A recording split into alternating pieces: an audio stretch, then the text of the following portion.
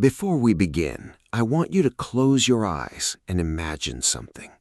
Think back to the most bitter, bone-chilling cold you have ever experienced. Maybe it was a freezing morning high up in the foggy mountains, or a late winter night with biting rain whipping against your face as you rushed home from work. Now imagine that tonight, every single source of warmth around you vanishes. No heater, no insulated walls, no hot meal to warm your stomach, no thick blanket waiting on your bed. Just you, standing exposed beneath an endless winter sky. The wind howls, sweeping across ground frozen as hard as rock. Somewhere out there in the dark, you hear growls, not because they see you as prey, but because they are also desperately trying to survive this exact same winter. For hundreds of thousands of years, this wasn't a survival movie. This was simply our ancestors' daily life. Before we go further, I have a quick question. What do you fear most about winter? The physical, bone-chilling cold, or the feeling of isolation? Let me know in the comments, because how our ancestors answered this will completely change how you view yourself. Most of us picture the Ice Age through the lens of Hollywood. A world drowned in white snow, towering glaciers, and mammoths wandering through endless blizzards. Scientifically speaking, that is a massive myth. During the last glacial maximum, while massive ice sheets crushed the extreme north, the places where humans actually lived looked completely different. As global water froze, sea levels dropped, creating an incredibly dry atmosphere. Instead of snowy wonderlands, our ancestors lived in the mammoth steppe, vast freezing grasslands filled with blinding dust, drier than modern deserts. Yet life thrived. Wild horses, reindeer, mammoths. The Ice Age wasn't a frozen wasteland. It was nature's ultimate biological test. We didn't have thick fur. We didn't have insulating blubber like seals. By all biological logic, we should have gone extinct. So how did we survive? The answer starts with fire. Today, we turn on a stove in a second. For our ancestors, fire was the fragile boundary between life and death.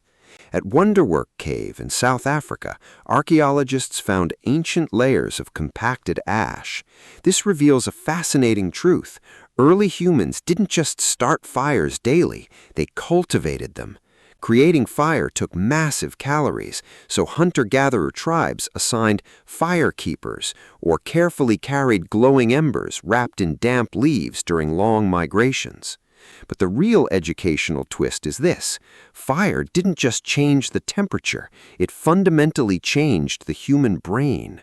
Anthropologist Polly Weissner demonstrated that before fire, primates spent nights hiding in trees in pure terror. Fire extended the day by 2 to 4 hours. People gathered around the light. The brutal survival pressure of the day gave way to the dark. They started telling stories, passing down knowledge, and laughing. Fire forged human connection. If you love uncovering these deep philosophical truths about human history, make sure to hit that subscribe button for the Auralis. We bring you fresh perspectives on the past every single week. Eventually, someone had to step away from the fire to hunt.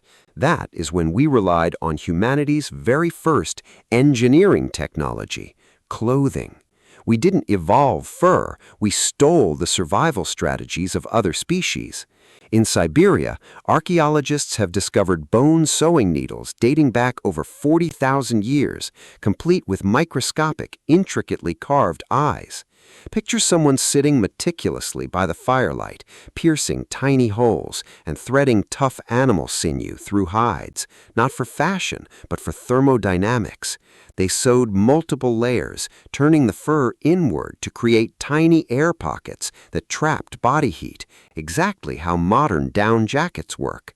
Our ancestors mastered applied physics millennia before the subject even had a name. We are often brainwashed by the phrase survival of the fittest. We picture prehistory as a brutal arena where the most muscular warrior ruled the tribe. Evolutionary anthropology actually calls it survival of the friendliest. in a brutal winter, even the greatest hunter will eventually come home empty-handed. If he selfishly hoarded his food, he would starve the day he failed. Studies on modern hunter-gatherer tribes like the Hadza in Tanzania proved that cooperation was the ultimate life insurance. The knowledge of the elders found underground water. The agility of the youth chased the prey. Your greatest Ice Age weapon wasn't speed or muscle, it was trust. Your ability to make others feel safe enough to rely on you was your only true currency. Even with clothes, fire, and shared food, there were nights of endless blizzards that brought sheer hopelessness. Why didn't they give up? Because of art. Deep in caves, we find animal murals and flutes carved from vulture bones. When every calorie meant life or death, why waste energy on music? Because art created meaning. It reminded them they weren't just surviving, they were living. It was proof that this terrible winter, too, would pass. And that brings us back to you. Your winter today probably doesn't come as a blizzard. Maybe it's uncertainty about the future, starting over, the profound exhaustion of modern life. We measure success by KPIs, social media followers, and midnight emails. Our ancestors measured it far more simply. Is the fire still burning? Did the vulnerable get to eat? Are the children laughing? You carry the exact same brain structure as those Ice Age survivors. The resilience, the curiosity, the need for community, it's all still in your DNA. Next time you feel trapped in your personal winter, ask yourself, what warmth did I bring to others today? Because since the dawn of humanity, surviving the cold has never been a solo mission. What does your personal winter look like right now? Share your story in the comments. I read and appreciate every single one. If this video gave you the warmth to push through your day, share it with someone who really needs it. Keep your fire burning, and I'll see you in the next video, where we'll ask, what exactly did humans eat before we discovered fire? Until then, take care. Our ancestors measured it far more simply. Is the fire still burning? Did the vulnerable get to eat? Are the children laughing? You carry the exact same brain structure as those Ice Age survivors. The resilience, the curiosity, the need for community, it's all still in your DNA. Next time you feel trapped in your personal winter, ask yourself, what warmth did I bring to others today? Because since the dawn of humanity, surviving the cold has never been a solo mission.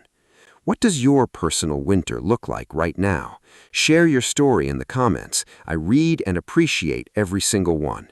If this video gave you the warmth to push through your day, share it with someone who really needs it. Keep your fire burning, and I'll see you in the next video, where we'll ask, what exactly did humans eat before we discovered fire? Until then,